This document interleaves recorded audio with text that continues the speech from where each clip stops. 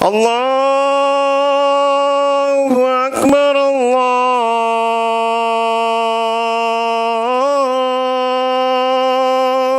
أكبر.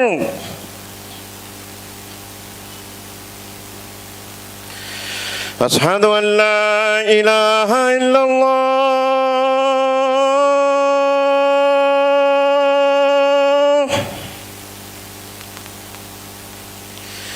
أشهد أن لا إله إلا الله.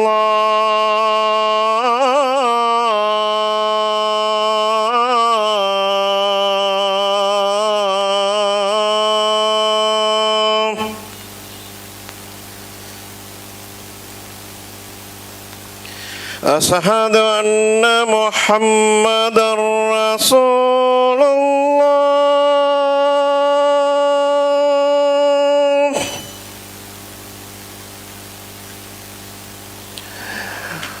أشهد أن محمدا رسول الله.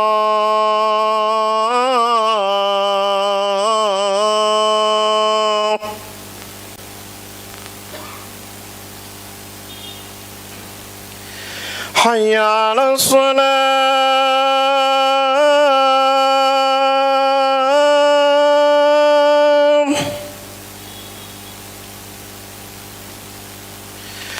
حي على الصلاة.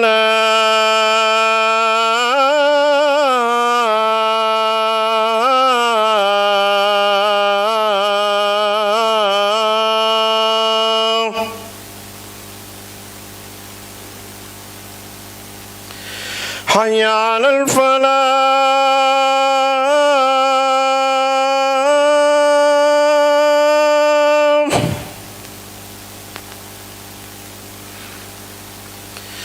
حي على الفلاح.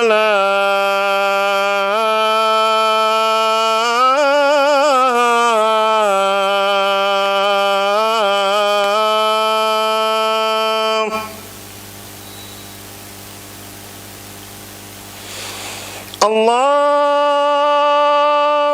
أكبر الله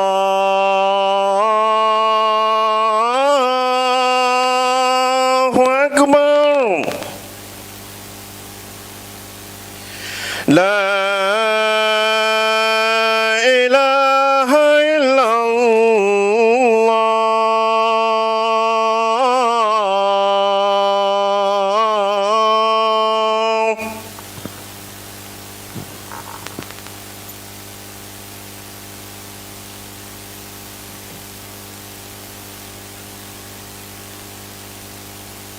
السلام عليكم ورحمة الله وبركاته. الحمد لله نحمده ونستعينه ونستغفره ونعوذ بالله من شرور أنفسنا ومن سيئات أعمالنا.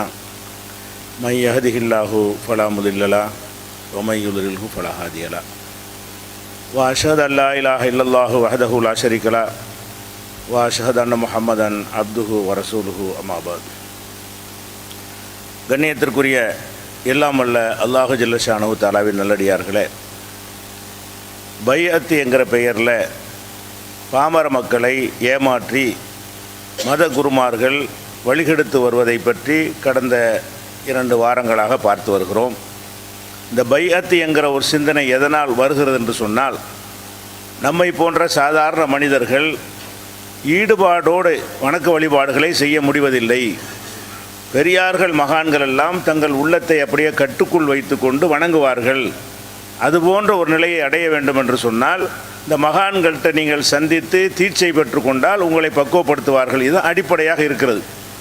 இதற்கு உதாரணமாக என்ன சொல்வார்கள் என்று கேட்டால், ஒரு போர்க்களத்தில் அலி ரலியல்லாஹு அவர்களுக்கு காயம் ஏற்பட்டு விட்டது, அம்பு தைத்து விட்டது. அந்த அம்பு தைத்த பிறகு அந்த ஒவ்வொருத்தரும் அந்த அம்பை எடுக்க முயற்சி பண்ணுகிறார்கள், எடுக்க முடியலை. அம்புண்டா ஒரு வளைஞ்சி இருக்கும், உள்ளே போய் மாட்டி விரிஞ்சிருக்கும்.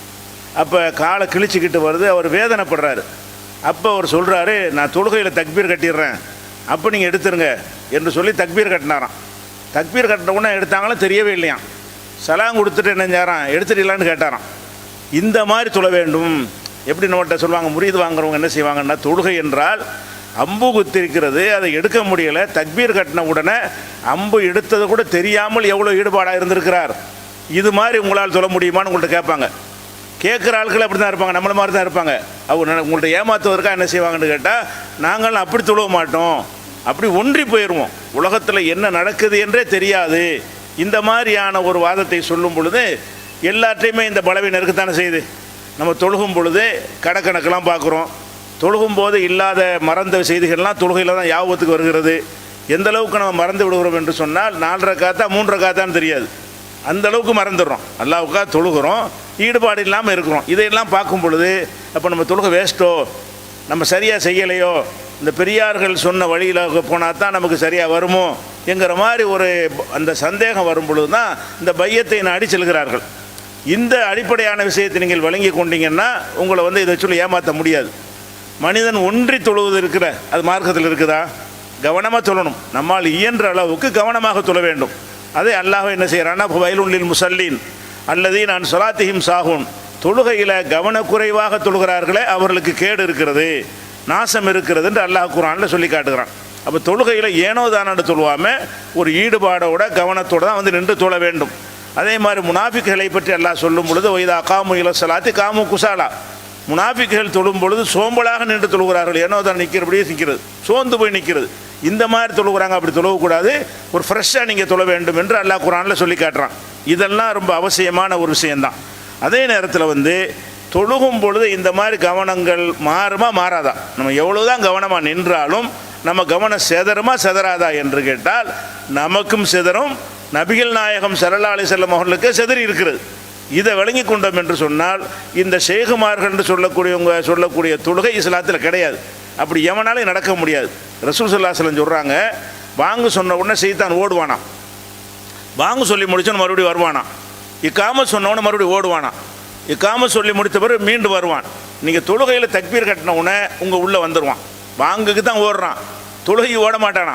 நீங்கள் தொழுகைக்கு தக்பீர் கட்டின உடனே உதுக்குர் கதாவ கதா, இதை நினச்சிப்பாரு அதை நினச்சிப்பாரு என்று உங்கள் மனசில் என்ன செய்வான், பல எண்ணங்களை விதைப்பான்.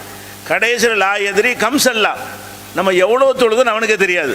எப்படி ஆக்கிடுறான் சைத்தான் தொழுகையில் வரும்போதே, அதை நினச்சிப்பார் இதை நினச்சிப்பார் என்று பல சிந்தனைகளை போட்டு எத்தனை ரக்கா தொழுதோம் என்பதை தெரியாமல் ஆக்கி விடுகிறான் என்று நபிகள் நாயகம் ஸல்லல்லாஹு அலைஹி வஸல்லம் சொல்லி, இது இப்படி செஞ்சால் 2 சஜிதா செஞ்சுருங்க, 4 3 சந்தேகத்தை உண்டாக்குனா சஜிதா சஹு செய்யுங்கள் என்று ஒரு வழிகாட்டுதல் செஞ்சுருக்கிறாங்க. இது புகாரியில் ஒரு 608வது ஹதீஸில் இருக்கிறது, இன்னும் பல ஹதீஸ்கள் இருக்கிறது. அப்போ ரசூல் ஸல்லல்லாஹு அலைஹி வஸல்லம் என்ன சொல்கிறாங்கன்னு கேட்டால், எந்த மனிதனாக இருந்தாலும் எதையும் நினைக்காமல் இப்படி அல்லாஹ் மட்டும் அப்படி நினைத்து கொண்டு செய்ய முடியுமானா முடியாது. ஆனால் நம்ம ஆரம்பிக்கும் போது இறைவா உன் முன்னாடி நான் நிற்கிறேன்னு நினச்சி தான் தொழுவணும். அப்படி ஜிப்ரீல் அலைஹிஸ்ஸலாம் அவர்களுக்கு ரசூலுல்லாஹ்வுக்கு பாடம் நடத்துகிறாங்க, எப்படி இறைவனை வணங்குறதுன்னு கேட்கும் பொழுது, அன் தாபுதல்லாஹ கன்னக தராஹு, அல்லாஹ்வை நேராக பார்க்குற மாதிரி நினைத்து நீ வணங்குன்ட்டாங்க. அப்படி நினைத்து நம்ம ஆரம்பிப்போம், அப்படியே இருப்போமாட்ட முடியாது. அப்படி ஆரம்பிக்கும் போது இறைவனை ஒன்றி நம்ம தக்பீர் கட்டிடுவோம். அதுக்கு பிறகு என்ன ஆகும்னு கேட்டால் சைத்தான் கெடுக்கத்தான் செய்வான். நபிகள் நாயகம் ஸல்லல்லாஹு அலைஹி வஸல்லம் அவர்களை எத்தனை தடவை 2 ரக்காத்து 4 ரக்காத்து போல் 2 ரக்காத்து சலாம் கொடுத்துருக்குறாங்க. சைத்தான் தானே இதை செய்கிறான். ரசூல் ஸல்லல்லாஹு அலைஹி வஸல்லம் ஒன்றி போய் இருப்பாங்க, அவங்களே என்ன செய்கிறாங்க, பல சந்தர்ப்பங்களில் 4 ரக்காத் தொழுகை 2 ரக்காத் தொழுகையாக தொழுது விட்டு மக்கள் யாவப்படுத்தின பிறகு சஜிதா சஹு செய்து காட்டியிருக்கிறார்கள். அப்போ அவங்க ஈடுபாடாக தொழலையா? நம்ம ஆரம்பிக்கும் போது ஈடுபாடாக செய்ய வேண்டும், வேண்டா வெறுப்ப செய்யக்கூடாது. ஆனால் நம்ம மிஞ்சி போய் என்ன ஆகும்னு கேட்டால் பலவிதமான சிந்தனைகள் நமக்கு வரத்தான் செய்யும். இது இயற்கையாக உள்ளது. யார் ஷேகுன்னு சொல்கிறார்களோ அவர்களுக்கு இப்படித்தான் இருக்கும். ஆனால் கண்டுபிடிக்க இல்லாதல உள்ளுக்குள்ள விஷயம் தானே, அதை வச்சு உங்களை ஏமாத்துறாங்க. வெளிப்படையாக தெரிஞ்ச விஷயமா தான் நம்மளை பிடிச்சி போடலாம். நீங்கள் மாதிரி நாங்கள் தொழுவ மாட்டோம், நாங்கள் ஒன்றி போய் தான் தொழுவோம் என்று நம்மளை ஏமாற்றுவார்கள். இப்போ நபிகள் நாயகம் ஸல்லல்லாஹு அலைஹி வஸல்லம் ஒரு நாள் தொழுகிறாங்க. ஒரு அலங்காரம் வேலைப்பாடு செய்யப்பட்ட ஒரு ஆடையை பொருத்திக்கிட்டு தொழுகிறாங்க. அந்த ஆடையில் டிசைன் பண்ணப்பட்டிருக்கிறது, அலங்காரம் செய்யப்பட்டிருக்கிறது. அப்போ தொழுதுகிட்டு இருக்கும்போது அதை பார்க்குறாங்களா, கவனம் அப்படி போகுது, நல்லா இருக்குது அப்படி போகுது, அப்படி ரசூல் ஸல்லல்லாஹு அலைஹி வஸல்லம் அப்படி கவனம் போகுது. அப்போ தொழுது முடித்தோடனே வேகமாக தூக்கி கலட்டி விரிகிற மாதிரி என்ன செய்கிறாங்க, வீசி விட்டு இதை கொண்டே அபூஜஹம்னு ஒரு ஆள் தந்தார், அவர்கிட்ட கொடுத்துட்டு அவர் வேற ஒரு ட்ரெஸ் வச்சுருப்பார், அதை வாங்கிட்டு வாங்க, இதை 2 உடைய காட்டியிருப்பார் போல இருக்குது. இதை ரசூல்லா எடுத்துக்கிட்டாங்க. இது டிசைன் உள்ளதாக இருக்கிறது. இந்த டிசைன் உள்ளது என்ன ஆயிடுச்சு, ரசூல்லா சொல்கிறாங்க, ஃபைன்னஹா அல்ஹத்னி ஆனிஃபன் ஃபிஸலா, இந்த ஆடை தொழுது கொண்டிருக்கும் போது என் கவனத்தை திசை திருப்பி விட்டது. அப்போ கவனத்தை திசை திருப்பாமல் தொழுவது இருந்தால் அப்படி செஞ்சுருப்பாங்களா? அல்லாஹ்வுடைய ரசூல் எவ்வளோ ஈடுபாடாக தான் தொழுவாங்க. ஆனாலும் அதையும் மிஞ்சிற வகையில் தான் மனிதன் படைக்கப்பட்டிருக்கிறான். கண்ணால் பார்த்தா ஒரு ஈர்ப்பு வரும், காதால் ஒரு செய்தியை கேட்டால் அதில் கவனம் போகும். அப்போ எல்லாம் அந்த மாதிரி தான் நம்ம படைக்கப்பட்டு இருக்கும் பொழுது ஒன்றி போய் அப்படி மனம் ஒன்று இரண்டரை கலந்து விட்டு தொழுகிறது என்பது இருக்குதான்னா கிடையாது. இது புகாரியில் 373வது ஹதீஸில் இருக்கிறது. அப்போ ரசூல் ஸல்லல்லாஹு அலைஹி வஸல்லம் ஒரு அலங்கரிக்கப்பட்ட ஒரு டிசைன் பண்ணப்பட்ட ஆடையை அணிந்திருக்கும் பொழுது அந்த டிசைன் அவங்களுக்கு தொழுகையில் கவனத்தை மாற்றுகிறது. வேறு பக்கம் இப்படி நல்லா இருக்குது, வேறு மாதிரி சிந்தனை போகிறது. இப்படி ஆகியிருக்கிறது என்று சொன்னால் இரண்டரை கலந்து ஒன்றி போகுதல் என்று சொல்லி நம்மளை ஏமாற்ற வந்தார்கள் என்று சொன்னால் அவர்களே அந்த மாதிரி தான் இருக்கிறார்கள், நம்மை மாதிரி தான் அவங்களும் தொழுவார்கள் என்பதை நீங்கள் என்ன செய்யணும், புரிந்து கொள்ள வேண்டும். அதுக்கு வேண்டாம் என்ன செய்யணும், டெஸ்ட் வச்சிடலாம். நீங்கள் இந்த அலிரலில் ஒன்று சம்பவம் சொன்னீங்கல்ல, அந்த மாதிரி ஒரு ஈட்டியை குத்திப்புட்டு தக்பீர் கட்டுங்க, நாங்கள் உருவி பார்க்குறோம் அப்படின்னு சொல்லி டெஸ்ட் படி என்ன செய்யணும் அப்படி சொல்கிறாருல்ல. நாங்கள் பக்குவமாக தொழுவோம், நாங்கள் எதையுமே ஈடுபாடு இல்லாமல் இன்வால்வ் இல்லாமல் வெளி கவனமே இல்லாமல் தொழுவோன்னு சொல்கிறாங்கல்ல. உண்மையாண்ட டெஸ்ட் பண்ணலாம்ல.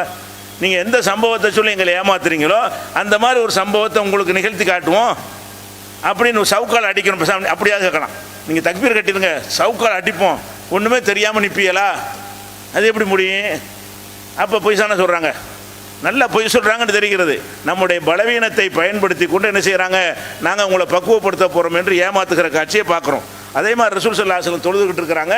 வீட்டில் ஒரு டிசைன் பண்ணப்பட்ட ஒரு ஸ்க்ரீன், ஒரு திரைச்சீலை தொங்க விடப்பட்டிருக்கிறது. தொழுதுகிட்டு இருக்கும்போது அதிலே கவனம் போகுது. அது டிசைனாக வந்தால் பார்த்துட்டு இருப்போம்ல, ஒரு செவத்தில் ஒரு டிசைன் இருந்துச்சுன்னு சொன்னால் அதில் போய் கவனம் போடுச்சுன்னா அப்படியே ஒன்றா டெவலப் பண்ணிக்கிட்டே போயிடும். அப்போ ரசூல் ஸல்லல்லாஹு அலைஹி வஸல்லம் என்ன செய்கிறாங்கன்னு கேட்டால், அந்த தொழுது முடிச்சுட்டு ஆயிஷாட்ட சொல்கிறாங்க, ஆயிஷாவை தொழுகிற இடத்துல இந்த மாதிரி இதை நீக்கிரு, இந்த ஆடை நீ போட்டிருக்கிற இந்த ஸ்க்ரீன் என்னுடைய கவனத்தை வேறு பக்கம் திருப்புகிறது. சாதாரண பிளெயினாக இருந்தால் கவனம் திரும்பாது, ஒரு டிசைன் இருக்கும் என்று சொன்னால் நம்முடைய கவனம் திரும்பும். நமக்கு திரும்புறது மாதிரி ரசூலாவுக்கு திரும்புது, அல்லாஹ்வுடைய தூதருக்கே திரும்புகிறது. இதை நீக்கி விடுன்னு சொல்கிறாங்க. லா தஸாலு தஸாவீருஹு தஅருது ஃபீ ஸலாத்தி, என்னுடைய தொழுகையில் இதில் இருக்கிற டிசைன்கள் என் கவனத்தை மாற்றுகிறது. அப்போ கவனத்தை எல்லாம் தானே மாற்றுகிறது. நமக்கு மாறுற மாதிரி ரசூலுல்லாஹ்வுக்கு மாறி இருக்குல்ல, தொழுகையெல்லாம் நடந்திருக்குது. இது புகாரில் 374வது ஹதீஸில் இருக்கிறது. அதே மாதிரி நமக்கு ரசூல் ஸல்லல்லாஹு அலைஹி வஸல்லம் ஒரு சட்டம் சொல்லி தந்திருக்கிறாங்க. என்ன சட்டம்? தொழுகும் பொழுது நம்ம முன்னாடி ஒரு தடுப்பு வைத்து கொண்டு தொழ வேண்டும். முன்னாடி அடுத்தவங்க குறுக்க போகிறதுக்கு இடைஞ்சல் இல்லாத வகையில் என்ன செய்யணும், தொழ வேண்டும். அப்படி தடுப்பு வைத்து கொண்டு தொழுகிறீங்க. தொழுகும் பொழுது ஒருத்தர் அதுக்கு குறுக்க வர்றாரு. அப்போ நம்ம என்ன செய்யணும்? நீங்கள் தொழுது கொண்டிருக்கும் பொழுது குறுக்க ஒருவர் தடையை தாண்டி போனால் பிரச்சனை இல்லை. இந்த மாதிரி ஒரு சுத்தரா வைத்து கொண்டேன், இதுக்கு இடையில் ஒருத்தர் என்ன செய்கிறார், குறுக்க போகிறார். அப்போ தொழுகிறாள் என்ன செய்யணும்னு கேட்டால், அவர் கையை நீட்டி தடுக்கணுமா. தொழுதுகிட்டு இருக்கும்போது குறுக்க போனால் கையை நீட்டி போகாதன்னு தடுக்கணும். அவர் மீறி போனால் அடிக்கணுங்கிறாங்க, சண்டை போடுங்கிறாங்க. இது யார் சொல்கிறா? ரசூல் ஸல்லல்லாஹு அலைஹி வஸல்லம். அப்படி சொல்கிறாங்க, இதா சொல்ல அஹதுக்கும் இலா ஷையின் யஸ்துஹு மினன் நாஸ், மக்களை இருந்து தடுப்பு வைத்து கொண்டு ஒருவர் தொழுது கொண்டு இருக்கும் பொழுது ஃபைதா அராதா எஹ்தாஸ பைன எதைஹி, அவருக்கு முன்னாடி ஒருத்தர் கடந்து செல்ல முன் வந்தாரையானால் ஃபல் எதுஃபவுஹு, அவரை தடுக்கட்டும். ஃபைன் அபா, மறுத்தாரையானால் ஃபுல் யுகாத்திலுஹு, அவர்கிட்ட சண்டை போட்டுவோம், இங்கே அடிக்கவே செய்யலாம். தொழுதுகிட்டு இருக்கும்போது குறுக்க வந்தாருன்னு சொன்னால், நானும் சுத்தரா வச்சுருக்கேன்ல, ஒரு தடுப்பு வச்சுருக்கிறேன், அதை தாண்டி நீ போகணும். இதுக்கு இடையில குறுக்க வந்தான்னு சொன்னால் சைத்தான் மேலே காட்டுறேன், ஃபைன்னஹு சைத்தான்ங்கிறாங்க. இப்படி வரக்கூடிய சைத்தான் கையை கொண்டு தடுங்கிறாங்க. அப்போ இதில் என்ன விளங்குது? இப்படி மெய் மருந்து தொழுகிறாக இருந்தால் குறுக்க வந்து நமக்கு தெரியுமா? குறுக்க ஏன் வர்றான்னு பார்க்க சொல்கிறாங்க, பார்த்தா தடுக்க சொல்கிறாங்க, கையை நீட்டி மறுக்க சொல்கிறாங்க, அடிக்கவும் சொல்கிறாங்கடா. என்ன அர்த்தம்? இப்படி இரண்டரை அது கிடையாது. தொழுகையில் இரண்டரை கலந்து மெய் மறந்து போகிறேன்னு சொல்கிறாங்கல்ல, அப்படி போனால் பைத்தியமாக தான் போவான், மெய் மறக்க முடியாது. மனிதனை எல்லாம் அப்படி படைக்கவே இல்லை. அப்போ இந்த விஷயம் புகாரில் 509வது ஹதீஸில் இடம்பெற்றிருக்கிறது. அப்போ ஒன்றி போய் எதுவுமே நினைவில்லாமல் நம்ம தொழக முடியுமாண்டா, தொழ முடியாது. இதுதான் இயற்கைன்னு விளங்கிட்ட நம்ம ஏன் செய்க தேடுறோம்? இப்படி தான் நம்மளும் இருப்போம், எவனும் இருப்பான். இதை விளங்கி கொண்டோமையானால் இயன்ற அளவுக்கு நம்ம தூய்மையாக நின்று தொழுவோம், இயன்ற அளவுக்கு கவனத்தோடு தொழுவோம். ஆனால் நம்ம தோத்துருவோம். நம்மளை மிஞ்சி என்ன செய்வான்? சைத்தான் நம்ம கவனத்தை திருப்பத்தான் செய்வான்.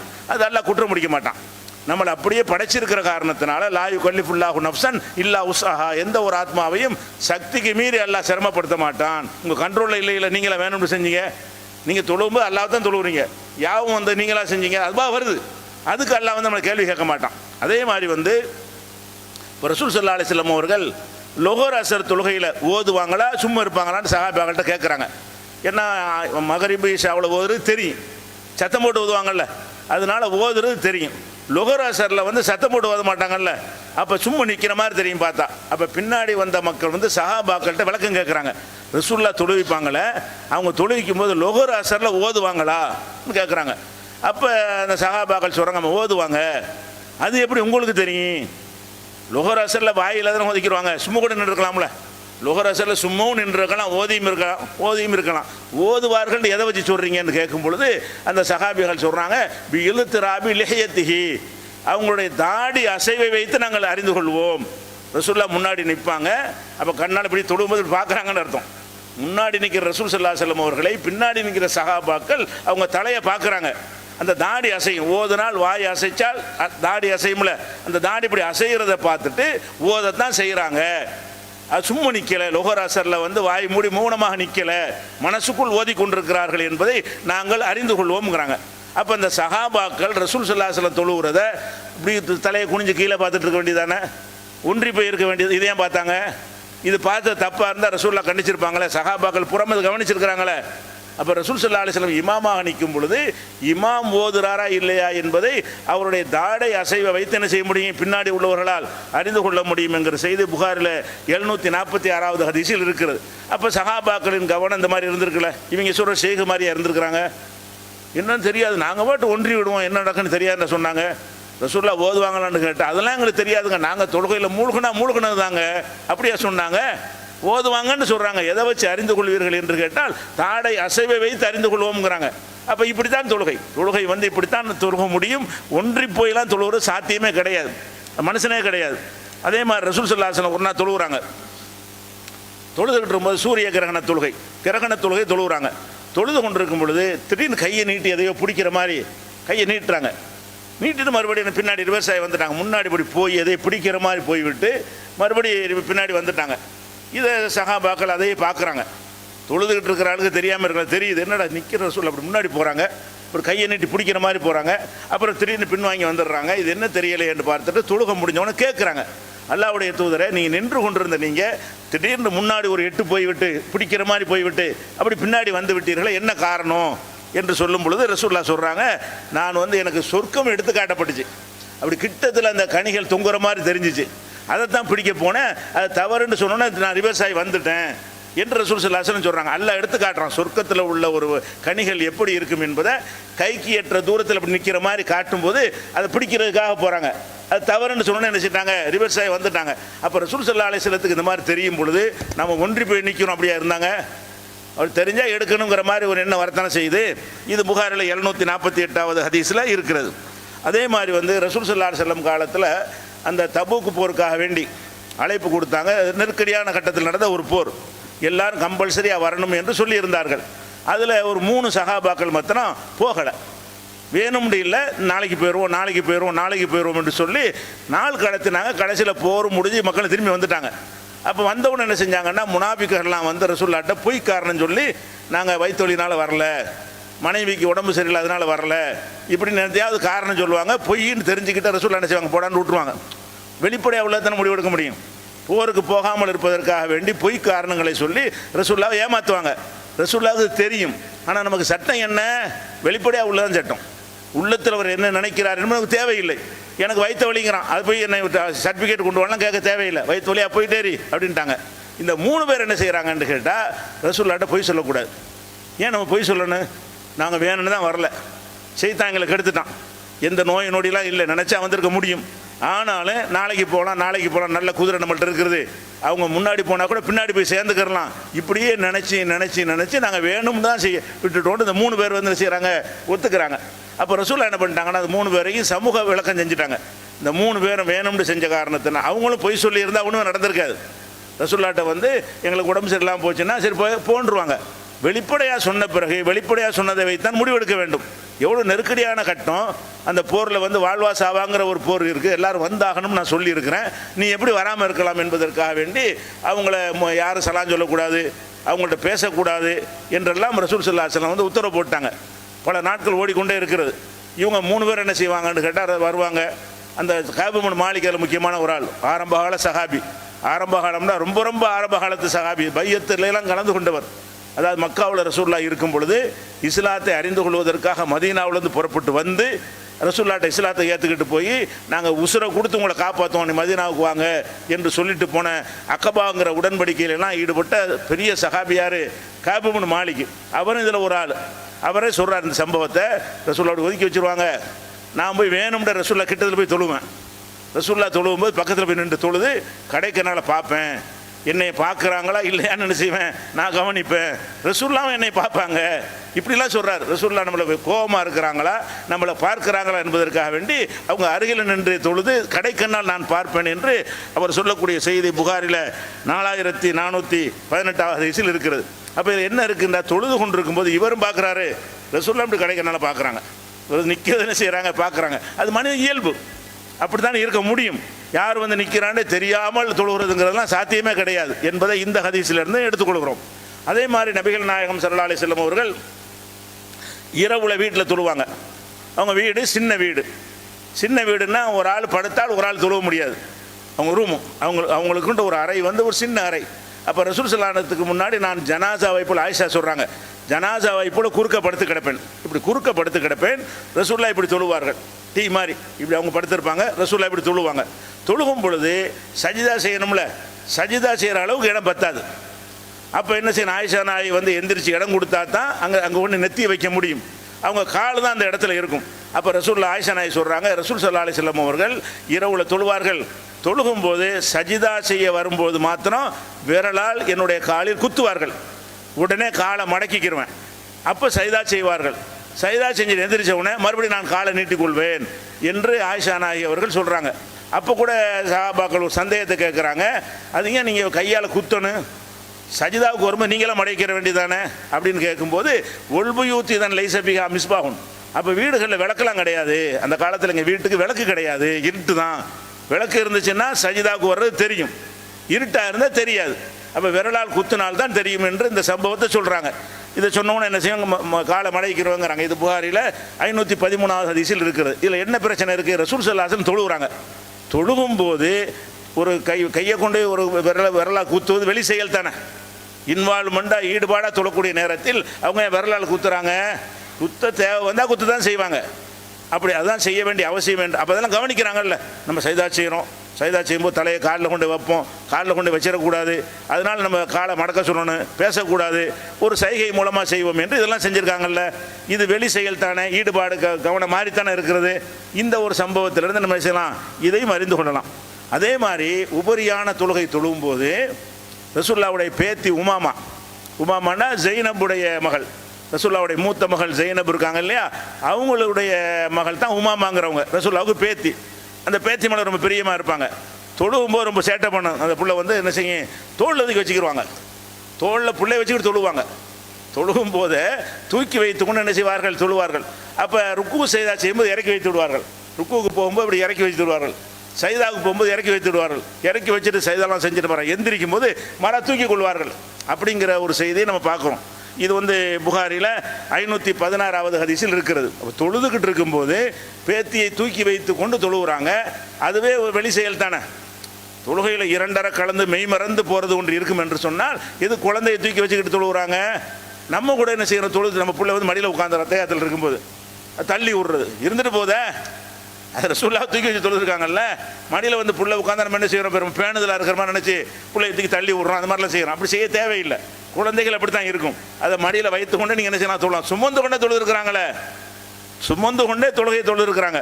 அப்போ அந்த மாதிரி செய்வார்கள் என்று காக்கிறோம். அப்போ ரசூல் ஸல்லல்லாஹு அலைஹி வஸல்லம் அவர்கள் ரெண்டு விஷயம் இருக்குது, சுமந்துக்கிட்டு தொழுகிறாங்க, அப்புறம் கீழே விழுந்துடக்கூடாங்கிற இறக்கி வைக்கிறாங்க, மறுபடியும் தொழுது சைதா செஞ்சு முடிச்சோன்னே வர தொழுகையில் இருந்தே தூக்கிக்கிறாங்க. இந்த குழந்தையை விட்டால் சேட்டை பண்ணிக்கிட்டு இருக்குமோ என்று சொல்லியோ, அது ரொம்ப ரொம்ப நெருக்கமாக அந்த பிள்ளை பேத்தி இருக்கிற காரணத்தினாலையும் மறுபடியும் தூக்கி வைத்துக் கொள்கிறார்கள்ங்கிற இந்த செய்தியை நம்ம பார்க்குறோம். இதெல்லாம் என்ன நம்ம விளங்கணும்னு கேட்டால், தொழுகையில் கவனமாக இருக்கணும், இயன்ற அளவுக்கு இருக்க வேண்டும். நம்மளை மிஞ்சி சில விஷயங்கள் வந்தால் அது தப்பு கிடையாது. அல்லது சில விஷயங்களை வந்து நம்மளாவும் தேர்ந்தெடுத்தும் செய்யலாம். இந்த பேத்தியை தூக்குற மாதிரி விஷயங்களை வந்து என்ன செய்யலாம், தேர்ந்தெடுத்து கூட செய்யலாம். அவசியம் ஏற்பட்டால் அதுவும் நம்ம தொழுகையை பாதிக்காது என்பதையும் நம்ம அறிந்து கொள்கிறோம். இது ஒரு விஷயம். அதே மாதிரி வந்து ரசூல் ஸல்லல்லாஹு அலைஹி வஸல்லம் அவருக்கு அவங்க மரண நோய் வந்துச்சுல, கடைசி நோய் வரும்போது சில நாட்கள் அவங்க தொழுகைக்கு வரவே இல்லை, வர முடியலை, படுத்த படுக்க இருக்கிறாங்க, நடமாட்டம் இல்லை, எந்திரிச்சு வர முடியலை. அப்போ அபூபக்கர் சித்திக் அவர்களே என்ன செய்கிறாங்க, இமாமா தொழ வச்சிடுறாங்க. அவங்க தான் தொழுவாங்க. ஆனால் வீடு பக்கத்தில் தான். இது பள்ளிவாசல்னா இதுக்குள்ளே ஒரு வாசல் இருக்கும், அது வழியாக தான் வீடு இருக்கும். அப்போ வீடு இருந்தும் கூட ரசூல் ஸல்லல்லாஹு அலைஹி வஸல்லம் அவர்கள் கடைசி சில நாட்கள் பள்ளிவாசலுக்கு வரலன்னு சொன்னால் நிற்கவும் முடியலை, நடக்கவும் முடியலை, படுக்கையாக இருக்கிறாங்க. படுக்கையாக இருந்தபோது வர முடியாது. அந்த மாதிரி இருக்கும்போது என்ன செய்கிறாங்கன்னா, ஒரு நாள் ஒரு திடீர்னு அந்த வாசலை திறந்துக்கிட்டு, இப்படி தானே இருக்கு, மக்கள்லாம் பார்க்குற மாதிரி தான் இருக்கும், திறந்துக்கிட்டு திரையை நீக்கி இப்படி எட்டி பார்க்குறாங்க. எட்டி பார்த்த உடனே சஹாபாக்கள் பார்வை அங்கே போகுது. இப்படி சஹாபாக்கள் தொழுதுட்டு இருக்கிறாங்க. வாசல் இந்த பக்கம் தான் இருக்கிறது. வீட்டை ஒட்டி தானே பள்ளி வாசல் இருக்குது. ரசூலுல்லாஹ் காலத்தில் அவங்க வீடு அப்படி தான் இருந்தது. அந்த கதவை லேசாக நீக்கிட்டு என்ன செய்கிறாங்க, தலையை எட்டி பார்க்குறாங்க. எட்டி பார்த்தா சஹாபாக்களும் பயங்கர சந்தோஷம். ஏன், இத்தனை நாள் படுக்கையாக இருந்தாங்க, எந்த ஒரு நடமாட்டமே இல்லை. எழுந்து நின்று மக்களை பார்க்குற அளவுக்கு இருக்கும் பொழுது அவங்களுக்கு ஒரு மகிழ்ச்சியாக இருக்கிறது. முகத்தில் ஒரு பிரகாசமாக இருந்த ரசூலுல்லாஹ் நாங்கள் பார்த்தோம் அப்படிங்கிறாங்க. இதை பார்த்துட்டு அந்த சலசலப்பு மாதிரி ஏற்பட்ட உடனே அபூபக்கர் என்ன செய்கிறாருன்னு கேட்டால், இங்கே தொழுதுட்டு இருக்கிறார். அவர் ரிவர்ஸ் ஆகுறார். எதுக்காக வேண்டி, ரசூல் ஸல்லல்லாஹு அலைஹி வஸல்லம் தொழுவிக்கு தான் வர்றாங்க போல இருக்கு என்று நினைத்து கொண்டு அப்படி பின்வாங்கிறதுக்காக வர்றார். ரசூலுல்லாஹ் தொழுவிக்கட்டும் என்பதற்காக இந்த இடத்தை, இமாமுடைய இடத்தை விட்டு கொடுப்பதற்காக வருகிறார். அப்போ ரசூலுல்லாஹ் என்ன செய்கிறாங்கன்னு கேட்டால், இப்படி சொல்கிறாங்க, நில்லு, நான் தொழுவிக்கிறதுக்கு வரல, கடைசியாக அவருக்கு பார்க்கறதுக்கு வர்றாங்க. அன்னைக்கு தான் மூத்தா போகிறாங்க. மூத்தா போகிற அந்த தினத்தில் தான் திடீர்னு என்ன செய்கிறாங்க, படுக்கையாக இருக்கிறவங்களுக்கு திடீர்னு உஷார் வருது. அந்த அணைய போகிற விளக்கு சுடர் விட்டு எரியுமாங்கல்ல, அணைய போகிற விளக்கு அமர்ந்து போகிற நேரத்தில் கூடுதலாக எரிஞ்சிட்டு அணையும். அந்த மாதிரி ஒரு மனிதனும் கடைசி நேரத்தை அடைஞ்சிட்டான்னு சொன்னால் சில நேரம் திடீர்னு நினச்சேன் உனக்கு உஷார் கூடுதலாக இருக்கும், கூடுதலாக அப்படி ஏறிட்டு தான் இறங்கும். நிறைய பேருக்கு அப்படி இருக்கும். அந்த மாதிரி ரசூல் ஸல்லல்லாஹு அலைஹி வஸல்லம் அவர்களுக்கு பலவீனமாக இருந்தால் கூட அன்றைக்கு தான் மூத்தா போகிறாங்க. மூத்தா போகிற அந்த தினத்தில் கொஞ்சம் உஷார் வருது, நிற்கிற அளவுக்கு. அப்போ திரை இன்னைக்கு இந்த மக்கள் எல்லாம் கடைசி அவருக்கு பார்வை பார்க்கணும்னு நினச்சிருக்கிறாங்க. பார்த்துட்டு அப்படி இருங்க அப்படின்னு சொல்லி சிலையை தொங்க விட்டு போய்விட்டார்கள். அன்று மரணித்தார்கள் இருக்குது. இது புகாரியில் 680வது ஹதீஸில் இருக்குது. இதில் நம்ம என்ன விளங்குறோம், நபிகள் நாயகம் ஸல்லல்லாஹு அலைஹி வஸல்லம் அவர்கள் தொழுதுகிட்டு இருக்கிற மக்களை நோக்கி படுறாங்கல்ல, எல்லார் பார்வை அங்கே தான் படலாமா? நம்ம ஒன்றி போகிற தொழுகை சட்டம் வச்சுக்கிறாங்களே, இந்த சட்ட பிரகாரம் படலாமான்னா பட்டிருக்கு. அபூபக்கர் அதை பார்க்குறாரு, இமாம் அதை பார்க்குறாரு. பார்த்து ரிவர்ஸாக வர்றாரு. ரசூலுல்லாஹ் என்ன செய்கிறாங்க, அவங்கள பார்த்து இப்படி நில்லுங்க, நீங்கள் ரிவர்ஸ் ஆக வேணாம், நீனே தொழுவிச்சிக்க என்று சொல்லி அதுக்கு ஒரு அடையாளத்தை காட்டுறாங்க. அப்போ இதையெல்லாம் பார்க்கும் பொழுது தொழுகையில் ஒன்றி போகுதல் என்பது அறவே கிடையாது. இதை சொல்லி தான் இந்த பையத்து கூட்டங்கள் பூராவுமே என்ன செய்யும், ஏமாற்றும். இந்த சஹாபாக்களுடைய கதைகள் எழுதி வைத்திருக்கிறாங்கல்ல, அந்த கதைகளை உங்கள்கிட்ட சொல்லி இப்படி நீங்கள் தொழுது பாருங்கள், உங்கள் தொழுகையெல்லாம் இப்போ பால் வீணாக போச்சு, 5 வேளை போய் தொழுவுறீங்க, முட்டிட்டு வர்றீங்க, அதில் பைசா பிரயோஜனம் இல்லை. தொழுதால் எப்படி தொழணும், தொழுதா உலகத்தில் எதுவுமே தெரியக்கூடாது, ஈடு இடிச்சாலும் தெரியக்கூடாது, மழை பெஞ்சாலும் தெரியக்கூடாது, இப்படி தொழணும்னு சொல்லும் பொழுது இப்படி நம்ம யாருமே தொழ மாட்டோம்ல, இப்படி யாருக்கு முடியாதுல்ல. அந்த மாதிரி இருக்கும். என்ன செய்யாது, பயன்படுத்திக்க முடியல. பற்றியா, எங்களுக்கு முடியும். எங்கள்கிட்ட நீ பயிற்சி எடுத்தால், முறிது வாங்கிவிட்டால், நாங்கள் கொஞ்சம் கொஞ்சமாக உனக்கு என்ன செய்வோம், பவரை ஏற்றிக்கிட்டே இருப்போம்.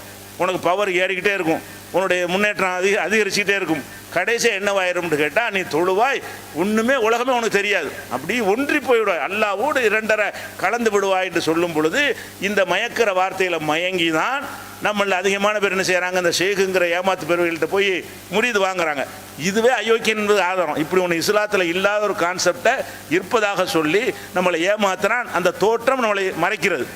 அவன் பெரிய ஷேக், பெரிய தாடி வைத்திருப்பதும், பெரிய ஜுப்பா போட்டிருப்பதும், எப்போ பார்த்தாலும் தஸ்பீ மணி உருட்டிக்கிட்டு இருப்பதும், இவர் நல்லா தான் சொல்கிறாரு என்கிற ஒரு எண்ணத்தை நமக்கு உண்டாக்குதே தவிர எல்லா விதமான கயமத்தனத்தை உள்ளவனால் தான் இப்படி மக்களை ஏமாற்ற முடியும் ஆன்மீகத்தின் பெயரால். இந்த ஒரு விஷயத்தை நம்ம என்ன செய்யணும், விளங்கி கொள்ள வேண்டும். அதே மாதிரி தொழுதுகிட்டு இருக்கிறோம், பாம்பு வந்துருச்சு, விட்டுட்டு அடிக்கணுமா இல்லையா? தொழுதுகிட்டு இருக்கும்போது பாம்பு வந்தால் அது பாட்டு வந்துட்டு போகுது, நாங்கள் ஒன்றி போய்ட்டு இருக்க முடியுமா? அது அடிக்கணும். தொழுகையில் கூட அடிக்க வேண்டும் என்று ரசூலுல்லாஹ் கட்டளையிட்டு இருக்கிறார்கள். விஷ ஜந்துக்கள் வந்தால், தொழுது கொண்டிருக்கும் போது வந்தால் கூட நீங்கள் அடித்து விடுங்கள், நம்மளை காப்பாற்றிக்கிறணும். அது ரொம்ப முக்கியம். இப்படி ரசூல் ஸல்லல்லாஹு அலைஹி வஸல்லம் வரலாறுல ஏராளமான நிகழ்வுகளை நம்ம பார்க்குறோம். அப்போ இஸ்லாத்தின் அடிப்படை போதனை என்னவென்று சொன்னால், அல்லாஹ்வுக்காகத்தான் தொழ வேண்டும், இயன்ற அளவுக்கு கவனத்தோடு தொழ வேண்டும். அதுக்காண்டு வேணும்னு கேர்லெஸ்ஸாக தொழக்கூடாது. விளங்குதா? ஏனோ தானே தொழக்கூடாது. என்ன தொழுகிறோன்னு யாபமாக இருக்கணும், ஏன் லோகர் தான் தொழ போகிறோன்னு தெரியணும், அல்லாஹ் தான் தொழ போகிறோம், மனசில் ஓர்மையை கொண்டு வர முயற்சி பண்ணணும். முயற்சி பண்ண பிறகு அப்படி நீடிக்க முடியாது. தக்பீர் கட்டுற வரைக்கும் நம்ம கரெக்டாக இருந்துருவோம். அப்போ தானே வருவாங்கிறாங்க ரசூல் ஸல்லல்லாஹு அலைஹி வஸல்லம். சைத்தான் எப்போ வருவான், பாங்கு சொன்னால் ஓடுறான், திருப்பி வர்றான், இக்காம சொன்னால் ஓடுறான், இக்காமத்து முடிஞ்சோன்னு வந்துடுறான். அப்போ நம்ம தொழும் போதெல்லாம் கூடவே சைத்தான் தான் இருக்கிறான். அப்போ சைத்தான் நமக்குள்ளே உள்ள நுழைந்து கொண்டு எதுக்காக இருக்கிறான், அதைத்தான் அல்லாட்ட வாக்குறுதி வாங்கிட்டு வந்திருக்கிறான். நான் போய் கெடுப்பேன், எனக்கு அவகாசம் கொடு, அவங்களோட உள்ளத்தில் வலது பக்கமும் இடது பக்கம் போவேன், எல்லா பக்கமும் போய் கெடுப்பேன்னு சொல்லிட்டு வந்திருக்கிறான். அல்ல அந்த அதிகாரத்தை கொடுத்துருக்குறான். அதன் அடிப்படையில் சைத்தான் வந்து நம்மளை கெடுக்கும் பொழுது நம்மளால் மீற முடியுமான்னா முடியாது. அதுக்கு என்ன பரிகாரம்? கூட குறைய தொழுதல் சந்தேகம் வந்தால் சைதாசவு செய்து அதை பூர்த்தி செய்தவர்களுக்கு என்றெல்லாம் சொன்னதுலேருந்து என்ன விளங்குதுன்னு கேட்டால், எந்த ஒரு மனிதனாலையும் இரண்டரை கலந்து போய் தொழுகிறது முடியாது. அந்த பெரியார் தொழுதார், இந்த பெரியார் தொழுதார், எல்லாம் கட்டுக்கதை. அவர் இரண்டரை கலந்தார் என்பது நீங்கள் எப்படி கண்டுபிடிப்பீங்க? உள்ளம் சம்பந்தப்பட்ட ஒரு விஷயம். இரண்டரை கலந்து தொழுதார் என்பது எவராலையும் கண்டுபிடிக்க முடியாது. அவங்க கதைகளை எழுதி வைத்து உங்களை நம்ப வைக்கிறார்கள். இந்த ஒரு எண்ணத்தை நம்ம தூக்கி எறிஞ்சிட்டோம் என்று சொன்னால் பையத்து என்கிற பெயரில், முரீது என்ற பெயரில் ஏமாந்து போகிறதுலேருந்து நான் தப்பித்துக் கொள்ள முடியும். அல்லாட்டு நீங்கள் இந்த மாதிரி கூடுதலாக கவனக்குறைவாக இருந்தீங்கன்னா அல்லாட்ட கேளுங்க. தொழுதுட்டு, இறைவா தொழுகும்போது ரொம்ப அதிகமாக என்னை சைத்தான் வந்து கெடுக்க பார்க்குறான், அதிகமாக நான் வந்து கவனக்குறைவாக இருக்கிறேன், அதை உன்னால் என்றோட கட்டுப்படுத்து என்று அல்லாஹ்விடத்தில் என்ன செய்யுங்க, நீங்கள் முறையிடுங்க. அவன் அது முறையிட்டு நமக்கு செஞ்சு தந்தானே, ஏன்னா அல்ஹம்துலில்லாஹ். அப்படி இல்லை என்று சொன்னால் நம்ம குற்றம் பிடிக்க மாட்டான். ஏன்? சக்திக்கு உட்பட்டதுக்கு தான் கேள்வி. நம்மளா விரும்பி வேணுமென்று பர்பஸாக செய்கிறோம் இல்லையா, அதுக்கு அல்ல கேள்வி கேட்பான். இது நம்மளை மீறி வரக்கூடியது. நம்ம நினச்சிக்கிட்டது சைத்தானத்தை நந்தி வா நான் தொழுவ போகிறேன் என்னை வந்து கெடுன்னு சொல்லிட்டா நம்ம செய்கிறோம். அவனா வர்றான், அதுவா நடக்குது. அப்போ இந்த விஷயத்தை எல்லாம் கேட்க மாட்டான் என்பது புரிந்து கொள்ள வேண்டும். பையத்து குறித்து இன்னும் சில முக்கியமான விஷயங்கள் இருக்கிறது. இன்ஷா அல்லாஹ் அது அடுத்தடுத்த வரம் பார்க்கலாம்.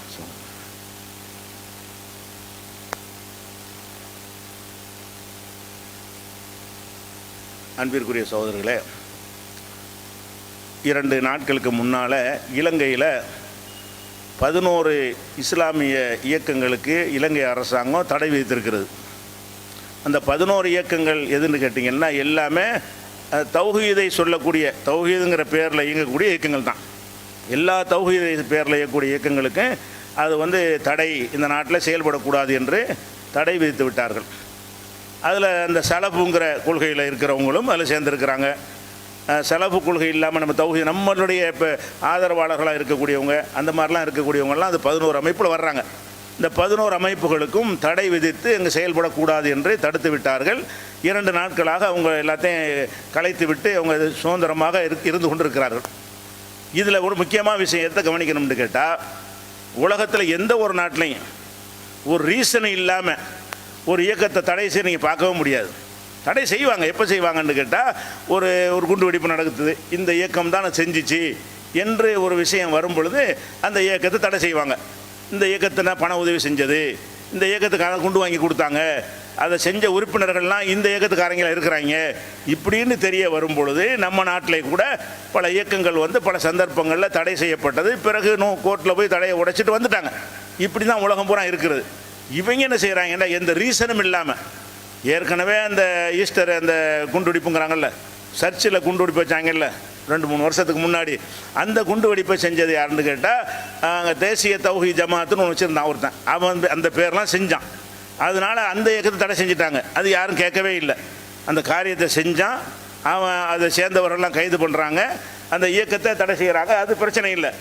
இதை வைத்துக்கொண்டு என்ன செய்கிறான்னு கேட்டால், யார் வந்து குர்ஆன் ஹதீஸ் என்று செயல்படுறாங்களோ இது ஒரு ஆபத்தில் கொண்டே முடியும். யாருக்கெல்லாம் தடை இல்லை? பெரியார்கள் சொன்னாங்க, முன்னோர்கள் சொன்னாங்க, தர்கா வழிபடலாம், புத்தனையும் வழிபடலாம், இப்போ எல்லாம் எம்மதமும் சம்மதம்ன்ற இயக்கங்கள் இருக்குல்ல முஸ்லீமில், அவங்களுக்கு தடை கிடையாது. நம்ம ஒரு பேசிக்கில் இருக்கணும்னு சொல்கிறாங்கல்ல, குர்ஆன் ஹதீஸ் பேசிக்கு அல்லது சஹாபாக்கள்ன்ற பேசிக், ஏதோ ஒரு பேசிக்கு ஒரு அடித்தளத்தில் இருக்க வேண்டும் என்று சொல்லக்கூடிய இயக்கங்களாக பொறுக்கி எடுத்து அதை வந்து அனைத்துக்கும் நினைஞ்சிட்டாங்க, தடை வச்சிருக்கிறார்கள். இது உலகத்திலேயே இவ்வளவு ஒரு கொடூரமான ஒரு சிறுபான்மை மக்களை நசுக்கக்கூடிய ஒரு அரசாங்கம் வந்து இலங்கையை போல் எங்கேயுமே இல்லை. இதுக்கு அடிப்படையான காரணம் என்னென்னு கேட்டால், எந்த ஒரு ஒரு சமுதாயத்தில் வந்து ஆடு மாடை கொள்ளாத, ஈயை கொள்ளாத, எறும்பை கொள்ளாதன்னு சொல்கிறாங்களோ அவங்க எல்லாருமே மனித குல விரோதியாக இருப்பாங்க. நீங்கள் பார்க்கலாம். இலங்கையுடைய கொள்கை என்ன? பௌத்த கொள்கை. பௌத்தத்துடைய கொள்கை என்ன? ஈ எறும்பு கூட என்ன செய்யக்கூடாது, கொல்லக்கூடாது, உயிரினங்களை வதைக்கக்கூடாது. பௌத்தர் அதைத்தான் சொன்னார், அன்பே சிவம்டார், அன்பு தான் கடவுள், எல்லாத்துக்கும் அன்பு செலுத்துன்னு சொன்னார். எல்லாத்துக்கும் அன்பு செலுத்து வந்ததுனால தான் என்ன செய்வாங்கன்னா, அந்த பௌத்தர்கள்லாம் அவங்க போய் ட்ரெஸ்ஸு கூட என்ன செய்யணும்னு கேட்டால் தரையில் இழுபடுற மாதிரி போடுவாங்க. எதனாலன்னு கேட்டால், ஈ எறும்பு இருந்தால் அதை கூட்டி விட்டுட்டு அதில் மிதிக்காமல் போகணுமா. நம்மளை அறியாமல் கூட ஈ எறும்பை கூட நம்ம வந்து சாவடிச்சிடக்கூடாது இப்படின்னு சொல்லக்கூடியவங்க தான் மக்களை கொண்டு குவிப்பாங்க. ஈய கொள்ள மாட்டான், எறும்பை கொள்ள மாட்டான், ஆட்டை கொள்ள மாட்டான், மாட்டை கொள்ள மாட்டோம் வாங்க. ஆனால் மனிதர்களை கொன்று குவிப்பதற்கு தயக்கமே காட்ட மாட்டார்கள் என்பதை மியான்மர்லையும் பார்த்தீங்க. மியான்மரில் செஞ்சவன் இதே கொள்கை உள்ளவன் தான். ஆடு மாடை கொள்ளக்கூடாதுங்கிறத மனுஷனை கொள்றது சாதாரணமாக எடுத்துக்கிறான். இலங்கையில் உள்ளவனுடைய கொள்கை என்னது? ஆடு மாடை கொள்ளக்கூடாது, மனுஷனை கொள்ளலாம்.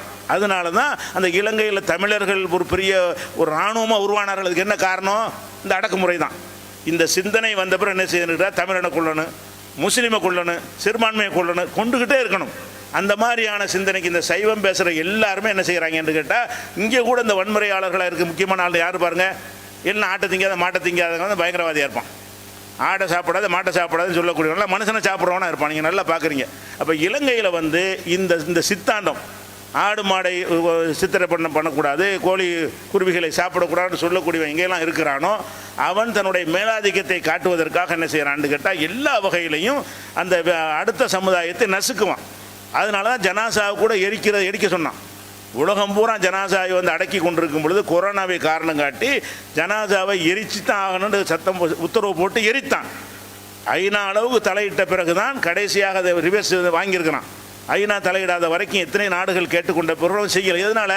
இந்த முஸ்லீம்களை நசுக்கிறதுல அவனுக்கு ஒரு சந்தோஷம். அந்த அடிப்படையில் தான் இப்போ முஸ்லீம்களை எவனெல்லாம் குர்ஆன் ஹதீஸ்ங்கிறானோ இவன் என்ன செய்ய மாட்டான், புத்தருடைய ஒரு விழா ஒன்று வரும், அதில் அஜர்த்துமார் போய் ஃபாத்தியா ஓதுவாங்கள்ல, அவங்கள தடை செய்ய மாட்டான். ஏன்? இவங்க நம்மளோட இப்படி 2 கலந்துட்டாங்க. அது புத்தர் பல்லுக்கு விழா எடுப்பாங்க, அதில் போய் ஃபாத்தியா ஓதுவாங்க. யார்? அஜர்த்துமார்கள்லாம். அந்த இயக்கங்கள்லாம் இருக்க தேவை, நீங்கள் இருங்க. அப்போ புத்தர் சிலைக்கு வழிபாடு செய்யணும். இவங்க செய்கிற எல்லா பள்ளி வாசல்லே கூப்பிட்டு என்ன செய்யணும், அந்த புத்த வழிபாட்டை நடத்தணும். அப்படி நடத்தியிருக்கிறார்கள் இலங்கையில். அப்படி நடத்தியவர்களை எல்லாம் அவன் அனுமதித்து விட்டு, இதெல்லாம் இஸ்லாத்தில் இல்லை, இப்படி செய்யலாமா, ஏன்டா அந்த மாதிரி செய்கிறீங்க, ஒரு இறைவனை வணங்கடான்னு யாரெல்லாம் சொல்கிறாங்களோ, முழு அளவுக்கு 100% சொல்ல தேவையில்லை, ஒரு 50% அளவுக்கு சொன்னாலும் போதும், அவங்களாம் தடை செஞ்சிருவான். பேசக்கூடாது. முஸ்லீம்னு சொன்னால் நீ பௌத்தனாக தான் வாழணும். அப்படி வாழ்கிற முஸ்லீம் பேர முஸ்லீம்னு வச்சுக்க, அவனுக்கெல்லாம் அனுமதி. எவனெல்லாம் இஸ்லாத்தில் குர்ஆன் படி நடக்கிறார்களோ, ஹதீஸ் படி நடக்கிறார்களோ அவங்களுக்கு அனுமதி கிடையாதுங்கிற அடிப்படையில் தான் இந்த தடையை செய்திருக்கிறார்கள். அப்போ இந்த உலகத்திலே ஒரு பயங்கரவாத நாடாக நம்ம கருதுவதாக இருந்தால் இலங்கையைத்தான் கருத வேண்டும், அடுத்து மியான்மரை கருத வேண்டும், அடுத்தபடியாக இந்தியாவில் கூட வரும். இங்கே நம்ம அடக்குமுறை செய்கிறானே, இதெல்லாம் மிஞ்சக்கூடிய ஒரு கொடுங்கோளர் ஆட்சி தான் என்ன செய்கிறது, இலங்கையில் நடந்து கொண்டிருக்கிறது. ஏற்கனவே இந்த மாதிரி போக்குனால தான் புலிகள் ஆயுதம் தூக்குனாங்க. ஒரு பல ஆண்டுகள் பின்னோக்கி இந்த நாடு போனதுக்கு என்ன காரணம்? அந்த தமிழர்களை நசுக்குனது தான். ஓவராக நசுக்கணும் என்ன செய்வான்டா, எகிரி அடிக்க ஆரம்பிப்பான். அப்போ இவ்வளவு அநியாயம் நடந்து இவ்வளவு நாடு பின்னடைவாக போய் செழிப்பான நாடாக பேரெடுத்த நாடு அந்த இலங்கை. ஒரு காலத்தில் நாங்கள்லாம் சின்ன பிள்ளையாக இருக்கும்போது இலங்கையில் இருக்கிறாருன்னா பெருமையாக பேசிக்கிறோம், கொழும்புல இருக்காரு, கொழும்புல சம்பாத்தியம்னு சொல்லுவோம். இன்றைக்கி என்னது, அவன் பிச்சைக்காரனாக இருக்க, நம்ம நல்லா இருக்கிறோம். அந்த அளவுக்கு ஆக்குனதுக்கு என்ன காரணம்? இந்த தப்பான கொள்கை தான். அப்போ அவங்க புலிகள் பிரச்சனை முடிஞ்ச பிறகு இப்போ இலக்கு யாருன்னா முஸ்லீம்கள் வந்து எனக்கு அடங்கி நடந்தால் எங்கள் மார்க்கப்படி தான் நடக்கணும், பேரை மட்டும் முஸ்லீமை வச்சுக்க, எங்கள் மார்க்கப்படி நடந்தால்தான் ஒத்துக்குறோங்கிறார்கள். இதை தடையை விதித்திருக்கிறார்கள். இதை சர்வதேச அளவில் இதை கேட்டுக்கொண்டிருக்கக்கூடிய பல நாடுகளில் வாழக்கூடிய முஸ்லீம்கள் வந்து இலங்கை அரசாங்கத்தினுடைய ஒரு ரீசனும் இல்லாமல், இன்னும் சொல்ல போனால் அந்த தௌஹீத் இயக்கங்கள் செயல்படுறாங்களே அவங்க தான் இந்த தீவிரவாதத்தை எதிர்க்கிறாங்க. நம்ம தான் இந்த குண்டு வெடிப்பு தப்புன்னு சொல்லிக்கிறோம், மற்றவங்களாம் அப்படி தெளிவாக சொன்னதே கிடையாது. குர்ஆனது அடிப்படையில் அப்பாவிகளை கொள்ளக்கூடாது, குண்டு வைக்கக்கூடாது என்றெல்லாம் யார் பிரச்சாரம் பண்ணுறாங்களோ அவங்கள ஊக்குவிக்கிறதுக்கு பதிலாக அவங்கள தடை. அதே மாதிரி இஸ்லாமிய நூல்கள் எதுவுமே அங்கே இந்தியாவிலேருந்து வரக்கூடாது, தடை வச்சுருக்காங்க. இந்தியாவிலிருந்தும் வேறு நாடுகளில் இருந்தும் இஸ்லாம் சம்பந்தப்பட்ட எந்த நூலும் இறக்குமதி செய்வதற்கு தடை. எந்த புஸ்தகம் அங்கே போக முடியாது, இஸ்லாம் சம்பந்தமான அதெல்லாம் தடை போட்டுருக்குறாங்க. அப்போ இஸ்லாம்ங்கிற அந்த செய்தி மக்களுக்கு சேரக்கூடாது என்பதற்காக அடக்குமுறை செய்கிற காரணத்தினால யாருக்கெல்லாம் இந்த சக்தி இருக்கிறதோ அவர்கள் சர்வதேச சமுதாயத்தின் கவனத்திற்கு கொண்டு செல்ல வேண்டும். ஐநாவுடைய கதவை தட்ட வேண்டும். ஒவ்வொரு நாடுகளில் உள்ள அந்த அதிகாரிகளை சந்தித்து, இப்படி இஸ்லாத்துக்கு எதிராக இந்த நாடு நடந்து கொண்டிருக்கிறது, டோட்டலாக இஸ்லாத்தை வாஷ் அவுட் பண்ணுறதுக்கு பிளான் பண்ணியிருக்கிறாங்க. அந்த நாட்டில் இஸ்லாம்னு ஒன்று இருக்கவே கூடாது என்பதற்காக பிளான் பண்ணி இலங்கை அரசாங்கம் செய்து கொண்டிருக்கிறது. இதை வந்து சர்வதேச சமுதாயத்துக்கு கொண்டு சென்று அந்த மக்களை மீட்டிருக்க இஸ்லாத்தின்படி தொழுகை எல்லாத்தையும் நிப்பாட்டிடுவாங்க. இனிமேல் பள்ளிவாசலை பூட்டும்பாங்க. அந்த ரேஞ்சுக்கு போய்கிட்டு இருக்கிறான், ஒன்று ஒன்றா நடந்து கொண்டே இருக்கிறது.